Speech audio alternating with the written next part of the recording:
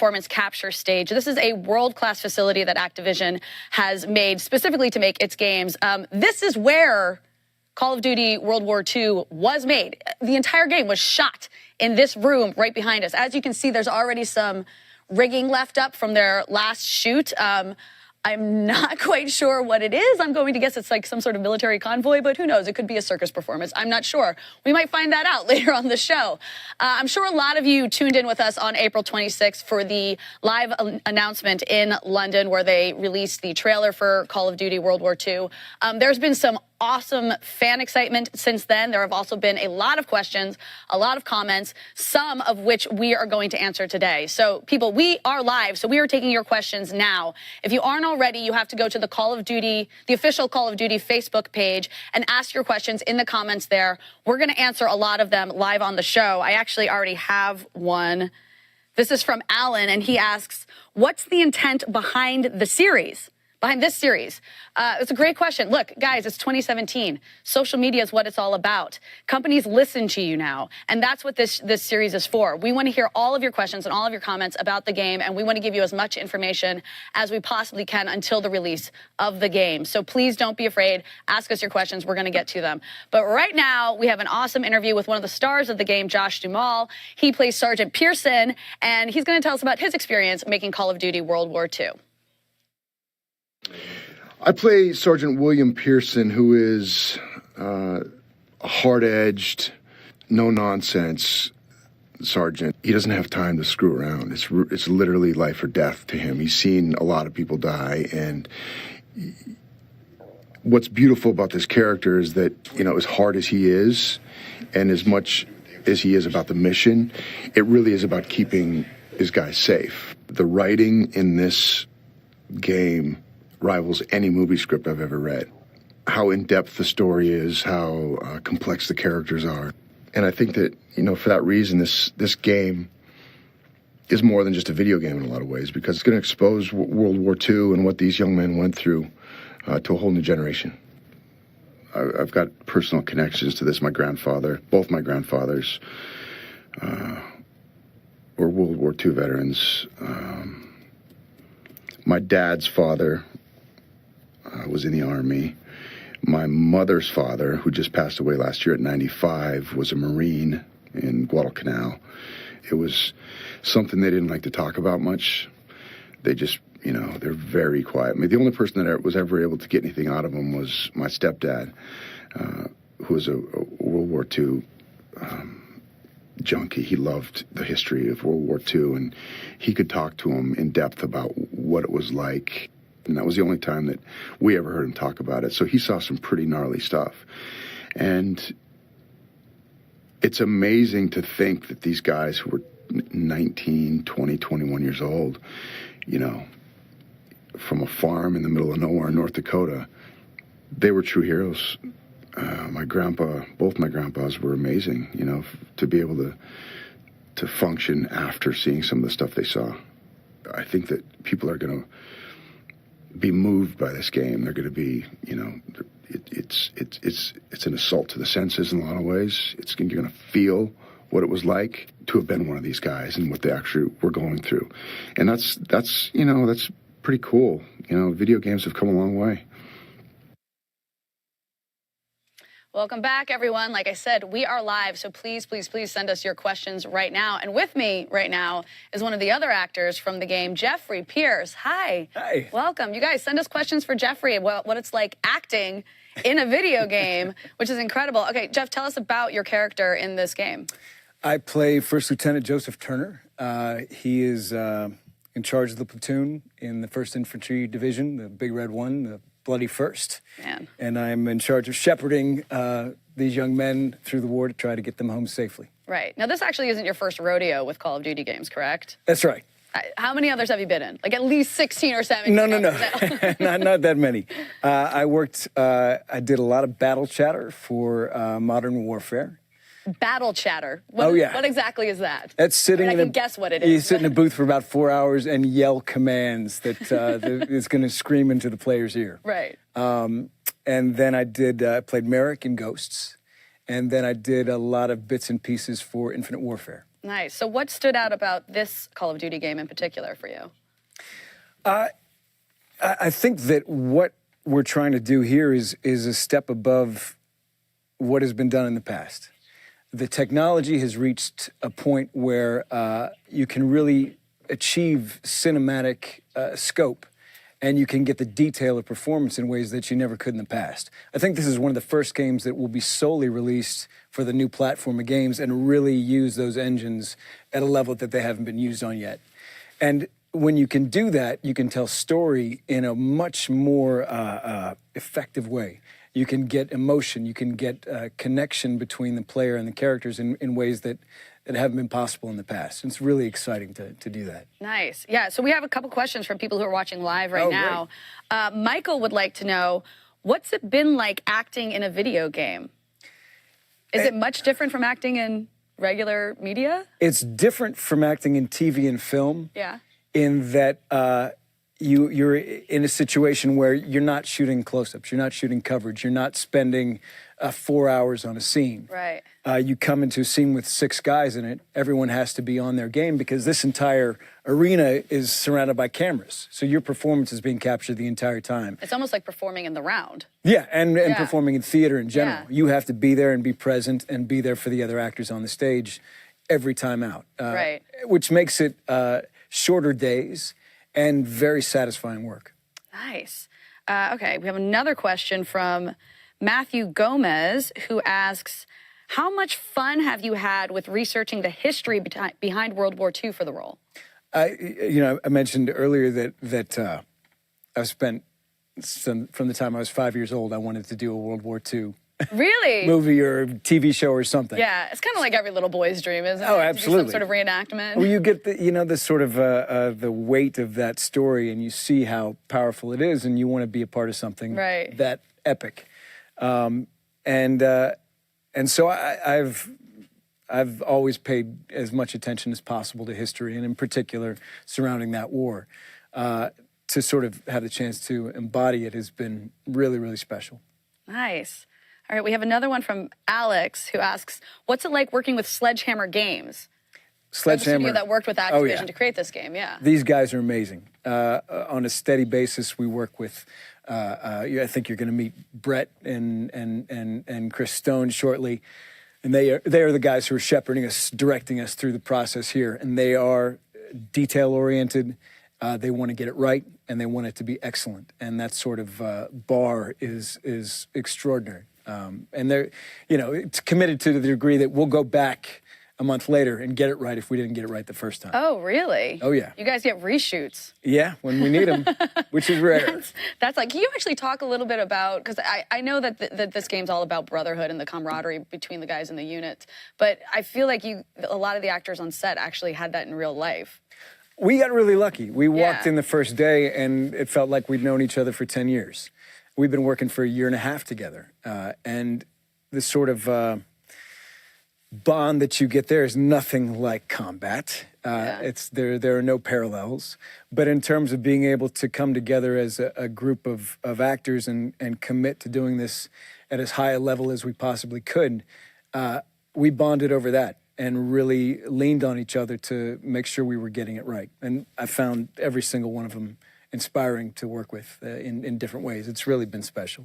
Nice. All right, we have another question from our live audience right now. Shanti Holmes asks, how does it make you feel while playing the game to hear your own voice giving those orders? Oh, I guess not this game in particular, but in your previous Call of Duties. In the previous... Do you play them?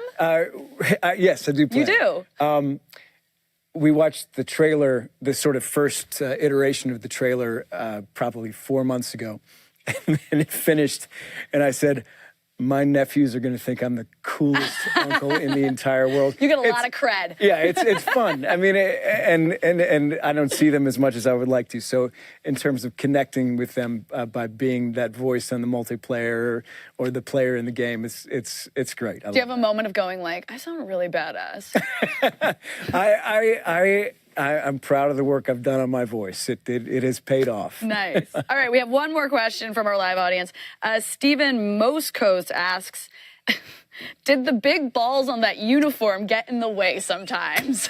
Big balls on whose uniform? I don't know, maybe the mocap, like the things that look like ping pong balls? I think that's what he means. I would imagine. That ever get in the way? No, once you're in the, the thing is everybody on the stage is wearing that. Yeah. So it's difficult to feel ridiculous. So you either all feel ridiculous, or yeah, no one feels and ridiculous. then the bar is set, and you don't feel self-conscious. Is there ever a moment where you're shooting like a really intense emotional scene, and you just have to like kind of look at the person and be like, "Why are you dressed like this?" There have been moments of that, but you really the thing is we work with minimal props. We have weighted ABS resin firearms, but everything else, for the most part, you're using your imagination for. So when you're forced to use your imagination that way, you're able to look past the sort of bulky nature of the costumes, the cameras on the helmets, and all that good stuff. Awesome. Well, thank you, Jeff. We are now going to hear from another one of your castmates, Brett Zimmerman. He plays PFC Red Daniels of the Fighting First Infantry. Thank you. My pleasure. I play Daniels, and he is a charismatic kind of guy. He has a lot of family value, wants to make them proud, but he also carries that sense of fear stepping into the war. This game is all about the respect towards those troops. The generations that had to experience this, it's one of the most epic wars of all time. There's a lot of, I think, our generation that isn't aware of that. I will say this, capturing emotional intensity on a Pcap stage is very different, especially when you have the head cam on. Because if I have to walk up and approach you in a scene, deliver emotional range, I have to walk up and be able to give you all that feeling, but you also have these head cams on. You're imagining the world around you. If we're on water, then we have to picture those waves crashing, splashing us in the face. If we're hitting the beach, running up and diving into a bunker and that sand coming up in our face. There's so much imagination to what we have to deliver ourselves, but they give us a nice frame of mind within reference to the stage and what we can work with. Lucky for us, it was so well written in the cast, we fell into this brotherhood and bond together to where when we're in scenes, it becomes pretty real, we can kind of visually see the stages that are built out, the levels, bring some real perspective on the scene that we're in. I knew this was going to be a great game since day one, truly. It's a story that's bigger than all of us. It's a story that's an epic, retelling of one of the most, I don't want to say gritty wars of all time, but certainly one of the worst, to remember. But it's important that we do remember that and respect that war.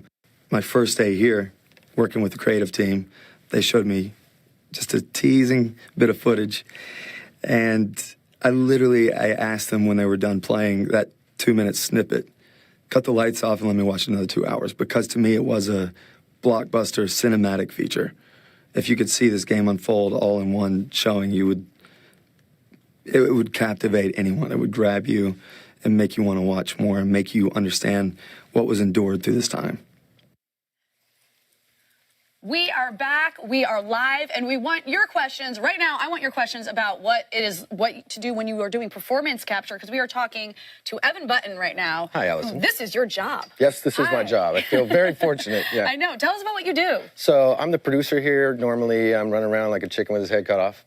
But my job primarily is to coordinate with our development teams and to make sure that our talented work of mocap technicians have everything they need to get the job done. That's what's happening right here, right now with these guys, huh? They're actually working on some data from Sledgehammer games, actually. Oh, really? This is Call of Duty World War II that's being worked on behind us. Spoiler alert, you guys. It's literally being made.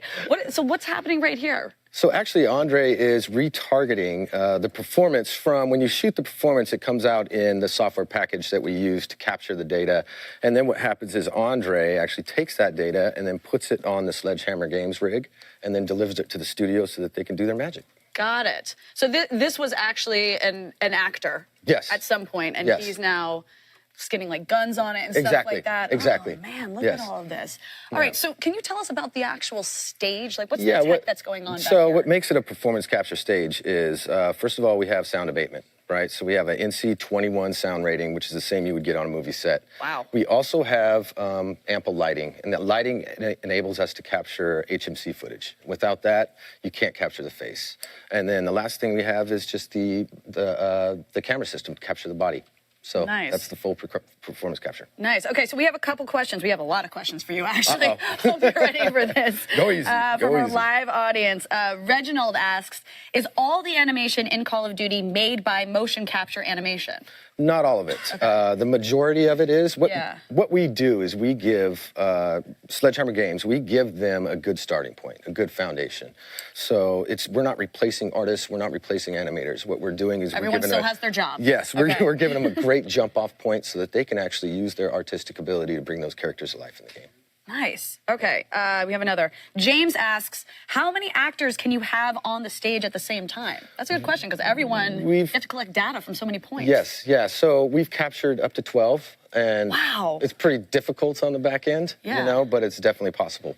Does the computer read it, and you have to sometimes be like, wait, is that someone's elbow or someone else's knee? Like, Yeah, it comes out, until it's all cleaned up and processed, it looks like a bunch of spaghetti. Yeah. How about the face cams? That you can do 12 of those as well? For Sledgehammer's game, we've only captured, I believe, 6 at a time, but we've outfitted 8 of the actors with them. So normally their scenes are about 6. Nice. Okay. William Honeycutt, that's an amazing last name. He asks, what's the hardest thing about motion capturing? Hardest thing about motion capture is you have to be able to pivot fast, right? I mean, you have so many technical pieces that are moving at the same time, and any of those can fail at any time. So, you know, if you're in the middle of a shoot, you can't stop. You got to keep going. So this team is pretty good at pivoting really fast and getting those systems back online so we can continue the capture. Man. But it's the unexpected issues that arrive are probably the most challenging. It feels like your jobs are actually a video game themselves. Essentially, yeah. And I wouldn't want to go home and play it, you know. No? Here, Tatiane, I hope I'm saying your name right, asks, what was your favorite part of the project? My favorite part of the project is actually watching this cast gel and then perform on the stage. That's probably the most rewarding thing, is actually seeing the scenes come together and see the performance happen. Yeah. You know, that's probably the most enjoyable part of the job. Sounds like you guys kind of hit the jackpot with this cast. Yes, yeah, Yeah. they're a really good cast. That's awesome. Okay, Gabriel asks, how long did it take to do all the motion capture for World War II? Well, we've been shooting since 2015, actually. I think that was our like first, yeah. So long. I think it was our first shoot was 2015. So Wow. it's been a long process. Which that's kind of insane, because even the biggest blockbuster movies maybe actually are only shooting for like 8 or 9 months. Right. You know? Right. So there's a lot of post, but shooting is done pretty quickly. Right, yeah, but there's also other things that have to come online with the game, right? And fortunately, Yeah. they get a few years to build their game, but there's all types of mechanics that have to come online, and those take time. Yeah. Okay, great. Christopher asks, how many takes do you have to get the scene just right? As many as it takes. Huh. You know, if there's times that I've witnessed where, you know, Sledgehammer Games wants the scene to do another take, and there's times where the actors are like, I could pull a better performance out of that. Right. So it's however long it takes. Does doing another take entail because like data hadn't been picked up? Or, I mean, in an actor's case, it's like, wait a minute, I have something more to give. But for you guys, is it like, no, we missed a certain angle, or we want to grab something else? For us, we're fine, right? Yeah. Because we have 62 cameras out there You're on not the truss. missing And we're not anything. missing anything. We're capturing everything. Yeah. How many cameras? There's 62 cameras on the truss out 62 there. cameras. Yeah. And it's a 60-foot by 30-foot volume. No one's getting away with anything out there. No. That's awesome. All right, I have another from the audience. Tyler Cole asks, do you turn the temperature way down to shoot the winter scenes? It's already really cold in here. It's already cold in here. You know, a lot of these scenes and a lot of these moves that these actors are doing, sometimes they're pretty intensive. And so we can't have it hot in here at all. Right. Also, some of the technology is pretty finicky. So we try to keep it so that nothing overheats. We try to keep it at a nice, cool, you know. So the more accurate question would have been, do you turn the temperature up for the summer scenes? For the summer scenes, no. Which is no, because then the tech doesn't work. Awesome. Well, Evan, thank you so much. I think You now we are going to hear from one of your coworkers, Chris Stone. Yes? Awesome. Yeah. Sweet. Everyone, this is Chris Stone, who is the animation director of Call of Duty World War II. This is going to be my 24th game that I am shipping over my career, my third Call of Duty franchise game.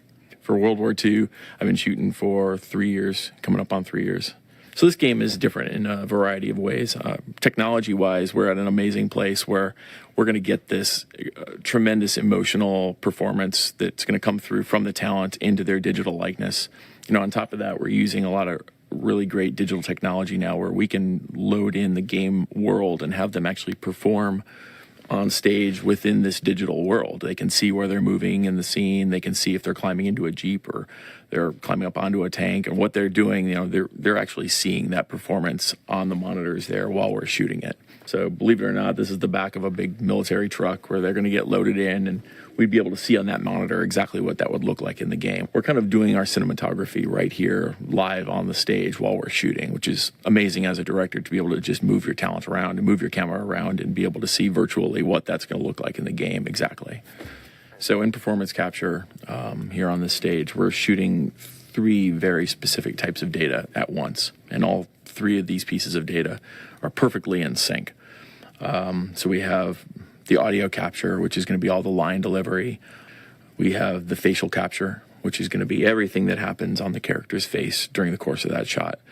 And then on top of that, we're getting the actual physical body performance, right? So it's them moving around in the volume, or them climbing up into a truck, or getting out of a tank, or whatever that is. It's going to be getting that body performance as well.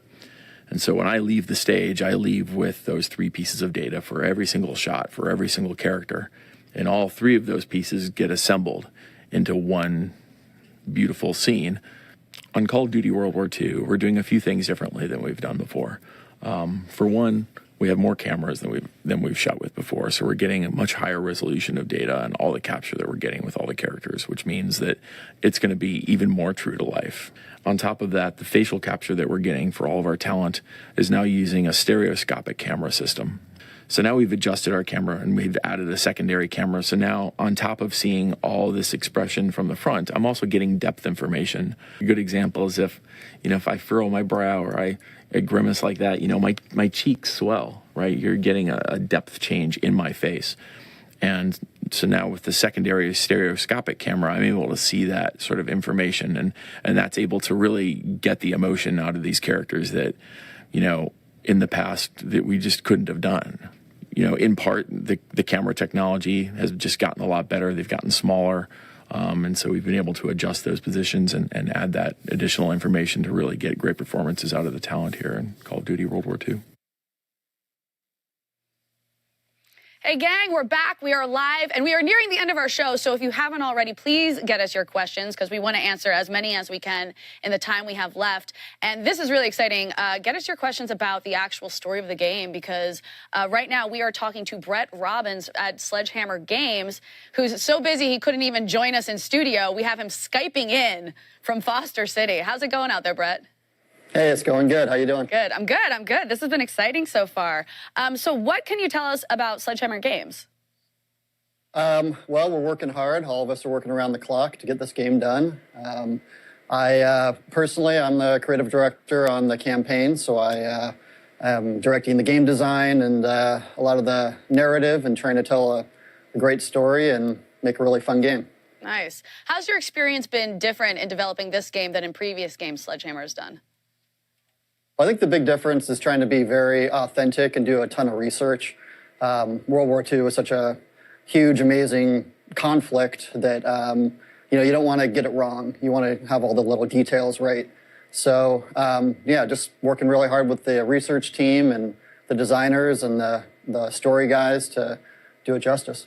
Nice. Okay, so last month at the Reveal live stream event, you actually mentioned that there would be women characters in this game. Now, lots of fans have been asking whether or not that is historically accurate. What do you think about that? It is historically accurate. We knew that we'd have a challenge a little bit with diversity coming into this. But after doing a lot of research on, like the French Resistance, they had a lot of female fighters.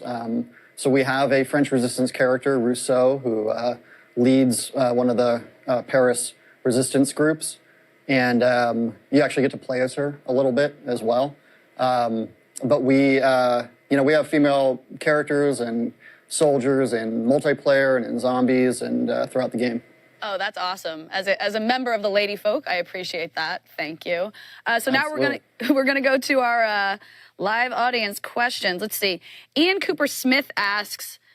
Oh, actually, he just states, but maybe you can comment on this. I hope they go to the Battle of the Bulge. It's one of the most infamous battles the First Division fought. Are we going to see a bit of that?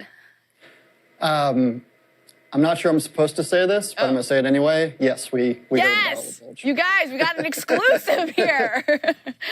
Making Call of Duty is now a huge hit. Awesome. Thank you for that. That's exciting, too. It was a huge conflict. It's a huge battle, and we had to include it. You must have felt a lot of responsibility too, taking on one of the biggest battles in modern human history. Absolutely, and again, that comes back to the research, trying to get it right. Our story interweaves between a lot of historical moments like that. We also have the battle, the invasion of Normandy is one of the huge moments in the game, and you just have to make sure you get all those little details right to do it the right way. Nice. Okay, Brandon Harris has a question for you. He asks, did you ask previous veterans for advice to be sure that the experience was authentic? Yeah, we had the good fortune of working with our military historian who works closely with veterans, and so through him we were able to get a lot of insight into their experience and their personal stories. We used some of that in the game and in telling our own story. We felt it was important to honor that. It was really important to us, and also just reading as much as we could, interviews, and watching as many films as we could to get that right. Nice. Well, this question is sort of along the same lines. Ted Da Silva asks, do you feel you guys captured the spirit of a true World War II game? I hope so. We have definitely tried to do that. We focus a lot on mood and atmosphere. One of the things that's maybe a little different about this game is this isn't about a super soldier. This isn't about a tier 1 operator. These are 19, 20-year-old guys who are going into combat for the first time. So a lot of our story and even the way we have soldiers move and act in the game, you want to be authentic to that. So I think it is, I think we did capture a World War II game. This could be relevant, but John Ball asks, what's the hardest part about making this game? I think it's walking that line between authenticity and making a big cinematic blockbuster, which is, of course, what Call of Duty is. So, we had to kind of not go too far in either direction. You don't want to get, lost in the weeds of little details. You don't want to do something that's too over the top and throws people out of the experience. So I think it's really that push and pull of trying to create something very believable, but also very exciting. Okay, we have a couple questions about actual gameplay. Neil Patel asks, will we be able to play as the Axis Force in the story mode? I can't really talk about that directly. But we can't have too many exclusives on this show. That's right. So let's leave that one a mystery. All right. Hopefully we'll find out later on in this series. Corey Cooper asks, will the campaign have gore? We do have gore in it. It's a mature rated game. We try not to be gratuitous with it or anything, but it's important that you show what war was really like. Yeah. World War II was gory, so. Yes, absolutely. All right. Christian Colquitt asks, will there be health regeneration? No comment yet. Oh. Because you can or you haven't decided yet? We should save that one. Awesome. All right, I've got one more for you. Bruce Halbert asks, what are you and your team most proud of with this game?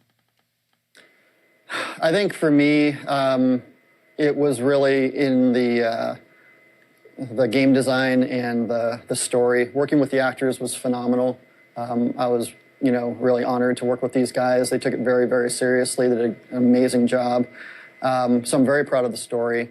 But I think just the overall experience of going through the campaign, I'm really hoping people enjoy it. I'm hoping maybe they learn a little something about what that conflict was like, which would be great. But I want them to walk away with a great experience, having met these amazing characters and having a blast too. So yeah, I'm just very proud of the whole thing. Wonderful. Well, that sounds like some perfect final thoughts for our fans. Thank you so much, Brett. Hopefully we'll be seeing you more in this series. You guys, that is it. We did it. The first show of Making Call of Duty. Thank you so much for tuning in. Our next episode is going to come out on E3, everyone's favorite convention. I will be there, and there we are going to talk more about multiplayer mode. So what you can expect is you're going to hear from our multiplayer designers, you're going to hear about the multiplayer innovations in the game, and we're also going to talk a little bit about the social features as well. But you guys, speaking of being social, what do you want to hear and see about at E3? Send Call of Duty on the Facebook page your comments, your questions, whatever you want to send them. We are tailoring this show to you, so please tell us what you want to see. And just keep watching the Call of Duty Facebook page for more intel. I'm Allison Hayslip, and thank you for watching Making Call of Duty.